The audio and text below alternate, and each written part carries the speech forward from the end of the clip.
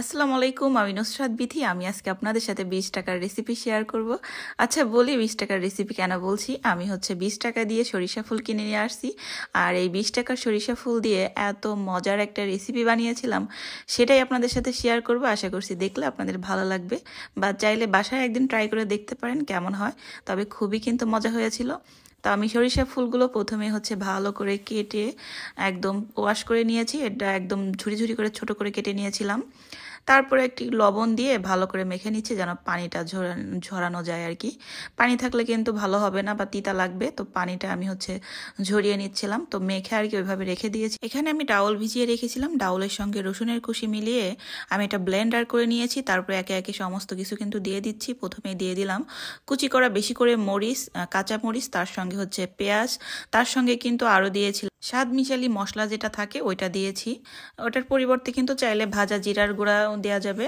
তারপরে কিন্তু আমি এই যে সরিষা ফুলগুলো সুন্দর করে চিপে একদম পানি চিপে চিপে কিন্তু দিয়ে দিচ্ছি। তার মধ্যে দিয়েছি স্বাদ মতো লবণ, হলুদ, একটু জিরা, আর সাথে দিয়েছিলাম একটু কালো জিরা। তারপরে কিন্তু ভালো করে আমি এটা মেখে নিচ্ছিলাম। পেঁয়াজ মরিচটা একটু চুটকিয়ে মাখছিলাম যেন এটার সঙ্গে ভালো করে মেখে যায়। তো এইভাবে ভালো করে মেখে নিলেই কিন্তু হবে। এখন কিন্তু এই সরিষা ফুলের বড়াগুলো ভাজার জন্য একদমই রেডি হয়ে গেছে। তারপরে চলুন দেখে নেই, আমি কিন্তু এখানে একটা ভর্তা বানাবো, আলু ভর্তা, একটু ভিন্ন রকম করে। আর ভর্তাটাও কিন্তু অনেক মজা ছিল।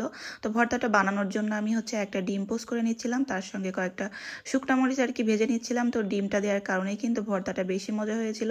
তো ডিমটা আমি অবশ্যই একদম মচমচে করে ভেজে নিচ্ছিলাম, কারণ মুচমুচে করে না ভাজলে কিন্তু ডিম থেকে একটা গন্ধ থাকবে, তো ভর্তার মধ্যে আর কি ভালো লাগবে না। অবশ্যই মুচমুচে করে ভেজে নিয়েছি।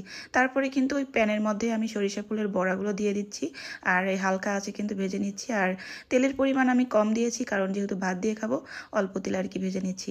তো সময় বাঁচানোর জন্য আমি আলুগুলো ভাতের মধ্যে আর কি সিদ্ধ বসিয়ে দিয়েছিলাম।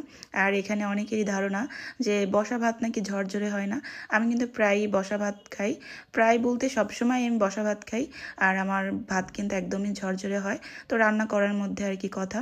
তো এখানে কিন্তু আমি সরিষা ফুলের বড়াগুলো হালকা আছে ভেজে নিয়েছি, খেতে কিন্তু অনেক মজা হয়েছিল। যাই হোক, এখানে কিন্তু আমি ভর্তাটা করে নিব। তো ভর্তা করার জন্য আমি বেশি করে কাঁচা পেঁয়াজ নিয়েছি কুচি কুচি করে কেটে, তার সঙ্গে মরিচটা একটু লবণ দিয়ে ভালো করে মেখে নিয়েছি। তারপরে কিন্তু ভালো সরিষার তেল দিয়ে দিলাম একটু বেশি করে। তার সঙ্গে কিন্তু আলু আর ডিমটা ভালো করে চটকিয়ে নিয়ে ভর্তা করে নিলেই কিন্তু হয়ে যাবে অনেক মজার সুস্বাদু একটা ভর্তা।